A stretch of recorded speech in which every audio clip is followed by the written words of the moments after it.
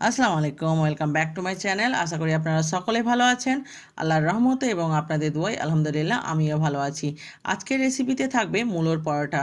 বন্ধুরা, পরোটা খেতে আমরা সবাই কিন্তু পছন্দ করি, আর এই পরোটাটা আমি আপনাদেরকে আজকে মূলো দিয়ে তৈরি করে দেখাবো। তবে এটা বেলাবেলির ঝামেলা ছাড়াই কিন্তু তৈরি হয়ে যাবে এবং স্বাদে কিন্তু কোনো অংশে কম নাই, খুবই টেস্টি এবং খুবই সুস্বাদু। তাহলে বন্ধুরা চলুন দেখা যাক। আর এই মূলোর পরোটা তৈরি করার সময় সবসময় চেষ্টা করবেন যে সাদা মূলোটা নেওয়ার, কারণ সাদা মূলোটা একটু ঝাঁঝালো বা তেজ কম থাকে। আমি এখানে দুটো মিডিয়াম সাইজের মূলোকে আগে থেকে ভালোভাবে ধুয়ে ছিলে নিয়েছি এবং আমি একটা গ্রেটারের মোটা অংশ দিয়ে এটাকে গ্রেট করে নিব। মোটা অংশটা দিয়ে গ্রেট করলে একটু দানা দানা ভাব থাকবে এবং খেতে বেশ ভালো লাগবে। গ্রেট করা হয়ে গেছে। এবার আমি এখানে অ্যাড করব বেশ খানিকটা ধনেপাতা কুচো। এখন কিন্তু ধনেপাতাটাও খুব অ্যাভেলেবল পাওয়া যায়। তারপরে দিয়ে দিব স্বাদ মতো লবণ, ঝালের জন্য কাঁচা লঙ্কা কুচো, গোটা কালো জিরে, এখানে নিয়েছি আমি আজওয়াইন। আজওয়াইনটাকে আমি হাতের তলায় রেখে এভাবে কষলিয়ে নিব। তারপরে দিয়ে দিব আমি আদা রসুন বাটা। এবার সমস্ত কিছুটাকে আমি হাত দিয়ে ভালোভাবে মাখিয়ে নিব। বন্ধুরা, শীতকালে কিন্তু অ্যাভেলেবল মূলো পাওয়া যায়, আর শীতকাল আসলে মূলোর পরোটাটা খেতে সবারই ইচ্ছে হয়। দেখতে পাচ্ছেন কতটা জল বেরিয়েছে। এই জলটাকে কিন্তু আমি ফেলবো না। এবার আমি এখানে দিয়ে দিব 2 কাপের মতো আটা, যে আটাটা আমরা রেগুলার বাড়িতে খাই।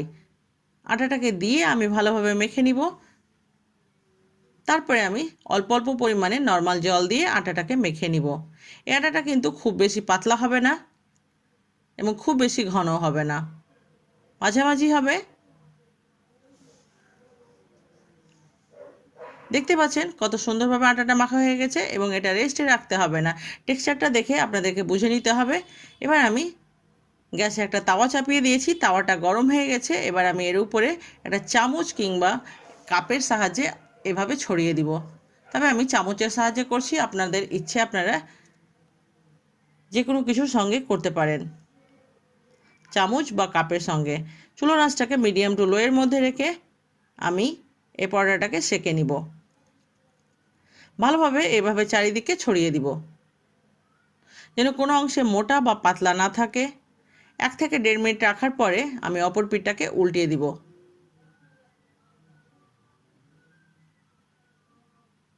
তারপরে আমি অপর পিঠটাকেও চুলো আঁচটাকে মিডিয়াম রেখে ভালোভাবে সেঁকে নিব। উপর থেকে আমি তেল ব্রাশ করে নিব। আপনারা চাইলে এখানে ঘিও দিতে পারেন, তবে আমি এখানে সাদা তেল দিচ্ছি।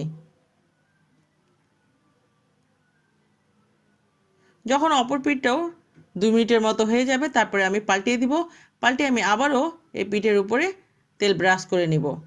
বন্ধুরা, আমার চ্যানেলে যদি নতুন থাকবেন তো চ্যানেলটাকে অবশ্যই সাবস্ক্রাইব করবেন, আর পাশে থাকা বেল আইকনটি প্রেস করে অল নোটিফিকেশান অন করবেন। আর প্লিজ প্লিজ আপনারা আমাকে সাপোর্ট করবেন যেন আমি এই জায়গায় এগিয়ে যেতে পারি। এবার আমি চুলোর আঁচটাকে বাড়িয়ে এটাকে ভালোভাবে গোল্ডেন ব্রাউন করে সেঁকে নিব। বন্ধুরা, এই পরোটা তৈরি করতে কিন্তু খুবই কম সময় লাগবে এবং খেতে কিন্তু কোনো অংশে কম নাই। আপনারা একবার তৈরি করবেন, তবে বুঝতে পারবেন যে স্বাদটা কতটা আলাদা। এভাবে গোল্ডেন ব্রাউন করে আমি এপিট ওপিটকে ভালোভাবে সেঁকে নিব। এই পরোটাটা কিন্তু খুবই সফট হবে। অলমোস্ট রেডি আমার রেসিপি। বন্ধুরা, আপনাদের কাছে আমার এই রেসিপি কেমন লাগলো অবশ্যই কমেন্ট করে জানাবেন। আর আমার যে কোনো রেসিপি নিয়ে যদি কোনো কোয়েশ্চেন থাকে তাহলে অবশ্যই আমাকে কমেন্টে লিখতে ভুলবেন না। ভালো খান, সুস্থ থাকুন, আপনাদের দোয়াই আমাকে মনে রাখবেন। এতক্ষণ আমার সঙ্গে থাকার জন্য অসংখ্য ধন্যবাদ। আর একবার হলেও আপনারা আমার এই রেসিপিকে ট্রাই করবেন। আর আমার রেসিপি যদি আপনাদের কাছে ভালো লাগে তবে অবশ্যই একটা লাইক করবেন আর ফ্যামিলি ফ্রেন্ডসদের সঙ্গে শেয়ার করবেন। দেখতে পাচ্ছেন বন্ধুরা কত সফট তৈরি হয়ে গেছে। আর শীতকালে কিন্তু এই মূলোর পরোটাটা খেতে সবারই ইচ্ছে হয়, তবে বেলাবেলির জন্য আমরা অনেকেই তৈরি করি না। আবারও দেখা হবে নতুন কোনো একটা রেসিপির সঙ্গে। আল্লাহ হাফেজ।